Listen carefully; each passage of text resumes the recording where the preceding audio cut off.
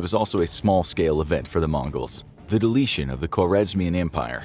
A large land empire in history you might not have heard of was the Khwarezmian Empire, which covered much of present-day Central Asia, Afghanistan, and Iran. This was a powerful empire and one that really got on the wrong side of what turned out to be the more powerful Genghis Khan. In 1219, the Mongols went after the fortified town of Otrar in present-day Kazakhstan. The governor of Otrar, known as Inalchuk, was particularly disliked by Khan.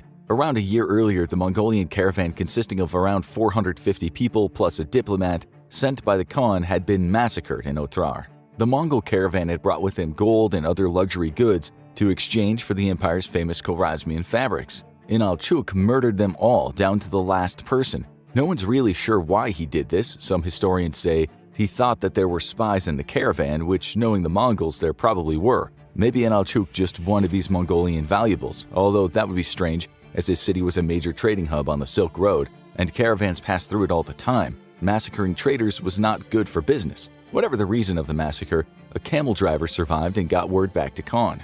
The Mongol leader was furious. Even so, at first he sent 2 Mongol diplomats and a Muslim diplomat to Khwarezmian Sultan Muhammad II, with the message explaining that he wanted Inalchuk to be punished. The Sultan was evidently not afraid of Khan. He subsequently had the Muslim diplomat beheaded, and he cut off the beard of the 2 other men, which was seen as very dis. This act had been known as one of the most consequential disses in world history. What happened next might be one of the biggest overreactions in history, but let's remember, this was more about the balance of power than the death of a few men. The Mongols under Genghis Khan soon besieged the city of Otrar, a siege that lasted 5 long months. It might have lasted much longer had a sub-commander for Otrar's army, a man named Koracha, not become a traitor and open the gates of the city. The Mongols piled in, slaughtering every single man, woman, and child. Koracha, who thought he was now on the good side of the Khan, went with his men to the Mongol side. They were all slaughtered too, with Genghis Khan saying you can never trust a traitor.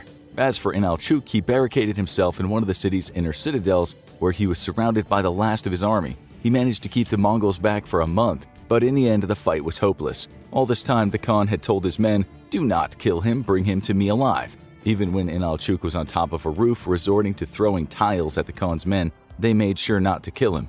Inalchuk was eventually captured. To say Genghis Khan was upset would be an understatement. So the story about him executing Inalchuk by pouring molten silver in his mouth, eyes, and ears could well be true. Some historians doubt it, but that's what was written, and let's face it, Inalchuk was never going to get anything but a grisly death. The Khwarezmians had picked a fight with the wrong man. They knew very well what the Mongols were capable of, and the Sultan knew that killing the Khan's men meant war would follow. It's likely he knew a war was coming regardless, which is maybe why he did what he did.